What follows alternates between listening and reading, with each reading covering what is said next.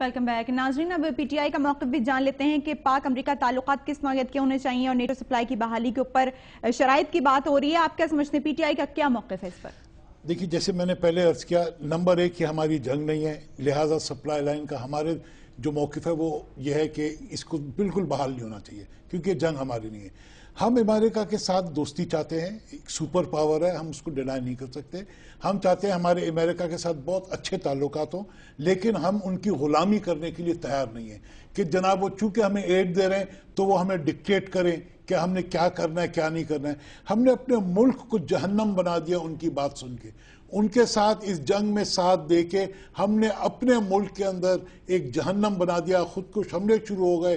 اور جب drone attack ہوتا ہے پاکستان کے اندر، اس کی ریئیکشن پاکستانی سوئل پہ ہوتی ہے. تو امریکہ تو خوش بیٹھا ہوا ہے، وہ تو وہاں سے کیلیفورنیا سے وہ یا واشنگٹن سے وہ بیٹھ کے آپریٹ کر رہے ہیں جیسے بچے کھیلتے ہیں ریموٹ کنٹرول سے. وہ ڈرون آتے ہیں، بم کر کے چلے جاتے ہیں. ریئیکشن ہمیں بھگتنی پڑ رہی ہے، پاکستان کے اندر ہو رہا ہے. اور جب جدھر خودکش حملہ ہوتا ہے اس کے ریئیکشن میں آپ دیکھیے کہ اس شہر کی، اس صوبے کی اکانومی کتنی ڈیمیج ہوتی ہے. یہ خسارہ کون پورا کرے گا؟ ہم نے تو اپنے ملک کو کھوکھلا کر دیا ہے، اور حکمرانوں کو ابھی تک نہیں سمجھ آ رہا کہ یہ گیم کیا ہو رہی ہے. وہ بس امریکہ نے ان کو اقتدار میں رکھا ہوا ہے، ان کو ایڈ دے رہے ہیں، پیسے دے رہے ہیں، وہ اس میں خوش ہیں. اور مجھے افسوس کے ساتھ کہنا پڑ رہا ہے کہ مسلم لیگ نون ایک بڑی پارٹی تھی. مسلم لیگ نون نے جو 3 سال ان کے ساتھ فرینڈلی اپوزیشن کیا، کبھی ڈرون کے اوپر کوئی ریئیکشن شو نہیں کی. تحریک انصاف واحد پارٹی تھی جو ڈرون اٹیکس کے لیے ہم نے دھرنے دیے، ہم روڈوں پہ نکلے، ہمارا کسی نے ساتھ نہیں دیا. مسلم لیگ نون نے کسی نہیں دیا. اب چونکہ الیکشن سامنے آ رہے ہیں، وہ موڈ دیکھ رہے ہیں لوگوں کا، تو اب وہ کہہ رہے ہیں. لیکن اب بھی دیکھیے ان کے ہاتھی کے دانت کھانے کے اور دکھانے کے اور. اب بھی وہ یہ بات کر رہے ہیں کہ کچھ بحالی ہو، کھانے پینے کی اشیاء، دوائی ہو، اور دوسری بحالی نہ ہو. یا ہو یا نہ ہو، ایک موقف لے بندہ. ٹھیک ہے، پی ٹی آئی کا ایک ہی موقف ہے کہ بحالی نہیں ہونی چاہیے اور امریکہ سے تعلقات برابری کی بنیاد پہ ہونے چاہیے. آنکھوں میں آنکھیں ڈال کر پاکستان کو بات کرنی چاہیے. ناظرین، پارلیمنٹ میں یہ ایشو تو ہے ہی کہ امریکہ کے ساتھ کیا تعلقات ہونے چاہیے اور نوعیت کیا ہونی چاہیے تعلقات کی. ساتھ ہی ساتھ پاکستان کی دونوں بڑی جماعتیں جو ہیں، پیپلز پارٹی اور مسلم لیگ نون، سیاسی محاذرائی دونوں کے درمیان جاری ہے اور سیاسی ماحول گرم ہے. رویے کیا ہیں دونوں پارٹیز کے، اس کے اوپر دیکھتے ہیں ایک رپورٹ. لاہور میں ورکرز اور ضلعی صدور سے خطاب کرتے ہوئے صدر زرداری کا کہنا تھا کہ شریفوں کی طاقت کا اندازہ ہے، نون لیگ کا مقابلہ کر لوں گا، انتخابات سے قبل تمام ضلعی ہیڈ کوارٹرز میں جا کر بیٹھوں گا. پرویز مشرف کو ملک سے نکالنا ان کا پہلا ہدف تھا. نون لیگ کو رعایت نہ دیتا تو مشرف کو نکالنا مشکل ہو جاتا. نون لیگ کو تمام رعایت مشرف کو ملک سے نکالنے کے لیے دی تھی. صدر زرداری کے بیان پر مسلم لیگ نون کے رہنما اور سینیٹر مشاہد اللہ خان کا کہنا ہے کہ شریفوں کی طاقت صرف شریف ہی جانتے ہیں. زرداری صاحب کو یہ علم نہیں ہے کہ شریفوں کی طاقت صرف شریف جانتے ہیں. کوئی چور، ڈاکو، بدماش اس کو شریف کی طاقت کا اندازہ ہی نہیں ہوتا. مشاہد اللہ خان نے مزید کہا کہ شریفوں نے ہمیشہ ملک کی خاطر وطن چھوڑا، جبکہ چوروں نے کرپشن چھپانے کے لیے. کیا دیا آپ 124 سیٹیں جیتے تھے، مرکز میں 172 کی ضرورت تھی، ہمیں تو 8 کی ضرورت تھی پنجاب میں. ہم نے کو بھیک میں یہ لیا ہے یا انہوں نے رعایت دی؟ یہ کیا دیں گے؟ جنہوں نے ساری زندگی لوٹ مار کی ہو وہ کسی کو دے نہیں سکتے. مشاہد اللہ خان نے مزید کہا کہ پیپلز پارٹی ملک کو کیا دے گی، یہ تو خود لینے والی جماعت ہے.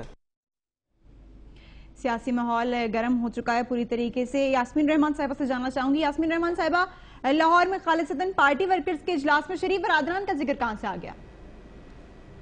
جی دیکھیں، وہ اس وقت پنجاب کی پارلیمانی پارٹی کی میٹنگ ہو رہی تھی. میں تو اس میٹنگ میں موجود نہیں تھی، لیکن ظاہر ہے لاہور میں آئے کوئی سیاسی باتیں ہوئیں تو سیاستدانوں کا ذکر تو آ جاتا ہے. اور میں مشاہد اللہ خان صاحب کی اس بات سے بالکل ایگری نہیں کرتی کہ یہ پیپلز پارٹی تو لینے والی جماعت ہے، دینے والی نہیں. یہ تو جانے دینے والی جماعت ہے. یہ تو وہ جماعت ہے جن کے ہمارے لیڈرز سے لے کے 1 نہیں 2 نہیں 4 اس وقت گڑی خدا بخش میں دیکھیں 4 جوان شہید، اور اس کے بعد ہمارے کارکن، ان گنت کارکن جنہوں نے جانوں کا نذرانہ پیش کر دیا. تو اس کے بعد ان کا کیا مطلب ہے یہ کہنے کا کہ یہ لینے والی جماعت ہے، دینے والی جماعت نہیں؟ ایسا نہیں. ملک میں جمہوریت کا جو تسلسل ہے الحمدللہ، پاکستان پیپلز پارٹی اس میں واحد بڑی جماعت، بہت بڑی، سب سے بڑی جماعت ہے جس نے اس تسلسل کا ساتھ دیا. اور آج ملک میں آپ دیکھتے ہیں کہ پارلیمنٹ الحمدللہ اس قابل ہے کہ پالیسی میکنگ جو ہے، پالیسی ڈیسیژنز جو ہیں وہ پارلیمنٹ پارلیمنٹ کے اندر پہلی بار ڈسکس ہو رہے ہیں، اور یہ نشانی ہے کہ جمہوریت کا جو تسلسل ہے، پاکستان پیپلز پارٹی نے جو جمہوریت کے لیے جو پارلیمان کی یاسمین رحمان صاحبہ، آپ پیپلز پارٹی کو چیئرمین آصف علی زرداری صاحب کی بات کو کس طرح جسٹیفائی کریں گے؟ انہوں نے درست کہا جو بھی کہا؟ نہیں دیکھیں، وہ تو اب کس کانٹیکسٹ میں کہا، بیچ میں بات اٹھا لی گئی، لیکن انہوں نے یقیناً یہ بات کہی کہ اگر دوسری پارٹی میں بھی شریف برادران یا اور لوگ جو بھی طاقتور ہیں تو پاکستان پیپلز پارٹی بھی بہت سیاسی طاقت رکھتی ہے، اور جیسے میں نے کہا کہ لارجسٹ پارٹی ہے اس وقت پاکستان میں، یہ ثابت ہوا ماضی کے الیکشن سے، آپ دیکھ لیں کہ پاکستان پیپلز پارٹی واحد جماعت ہے جس کی چاروں صوبوں میں نمائندگی ہے، الحمدللہ چاروں صوبوں میں ووٹ بینک ہے، اور یہ ایسے نہیں حاصل ہوا، ایک طویل جدوجہد، طویل قربانیاں، جان کے نذرانے پیش کرنے کے بعد آج پاکستان پیپلز پارٹی یہ دعویٰ کر سکتی ہے کہ وہ واحد جماعت ہے جو چاروں صوبہ، بلکہ اب تو 5 صوبوں میں اور آزاد کشمیر میں بھی ان کا ووٹ بینک ہے، اور یہ ملک کو، فیڈریشن کو مضبوط کرنے کے لیے اس پارٹی کو بڑا ضروری ہے کہ اس پارٹی کا تسلسل برقرار رہے، اور اس کی اگر دوسری پارٹیوں میں بھی طاقت ہے یعنی کچھ تو کہا تھا صدر نے جس کی بات ہوئی۔ روحیل اصغر صاحب، آپ کیا کہیں گے اس تمام صورتحال پر؟ دیکھیں، میں آپ کو ایک عرض کروں، میں تو ہمیشہ یہ کہتا ہوں کہ جب بھی آپ کہیں بیٹھیں تو کم از کم اپنے الفاظ کا درست چناؤ کر لیا کریں۔ جہاں تک تعلق ہے، یہ آصف زرداری نہیں تھے، یہ صدر محترم تھے جو پاکستان کے صدر ہیں۔ اب اس کا کیا باہر میسج کیا ہوگا یہ تو آپ خود ہی اندازہ لگا لیجئے کہ کس قسم کی زبان استعمال کی گئی، میاں نواز شریف صاحب کے متعلق کیا زبان استعمال کی گئی، ان کے والد کے میت کے، لیکن میاں شہباز شریف نے بھی تو کوئی اچھی زبان استعمال نہیں کی نا ان کے لیے۔ وہی ذرا سنتی جائیں آپ، یہ آج کا واقعہ نہیں ہے، یہ آج نہیں کیا انہوں نے، یہ تو 2 سال پہلے بھی انہوں نے نوڈیرو کی تقریر میں کہا، یہ تو اس کا تسلسل ہے۔ اور کل کی ان کی تقریر کے بعد، کل کے ان کے خیالات سننے کے بعد میں یہ سمجھتا ہوں کہ پھر ان کو کسی بھی اپنی اپوزیشن سیاسی جماعت سے کسی مہذب رویے کی توقع نہیں رکھنی چاہیے۔ اور یہ بھی میں آپ کو عرض کر دوں کہ انسان اپنے لباس سے یا اپنے طور طریقوں سے بدل سکتا ہے، لیکن اس کی اصلیت نہیں چھپتی، وہ اصلیت اس کے الفاظ کی صورت میں باہر آتی ہے، اس کی سوچ، اس کی شہباز شریف صاحب نے وزیر اعلیٰ ہونے کی حیثیت سے صدر پاکستان کے لیے ایسے الفاظ استعمال کیے، زیب دیتا ہے کہ حکمرانوں کو ایسے زبان استعمال کرنا؟ دیکھیں، جب آپ یہ بات میں اس لیے کہہ رہا ہوں کہ آپ کو 2 سال پہلے ان کی صدر محترم کی، آصف زرداری کو نوڈیرو کی ہوئی تقریر کو سننا پڑے گا کہ ان کے کیا الفاظ تھے، کیا لب و لہجہ تھا، کس طرح انہوں نے اس کو کیا، مخاطب کیا۔ چلیے وہ بھی چھوڑ دیجئے، چلیے ان کا ایک انداز ہے، عدلیہ کے متعلق ان کا کیا رویہ رہا پچھلے 2-3 سال سے، اور باقی سیاسی جماعتوں کے متعلق کیا رویہ رہا۔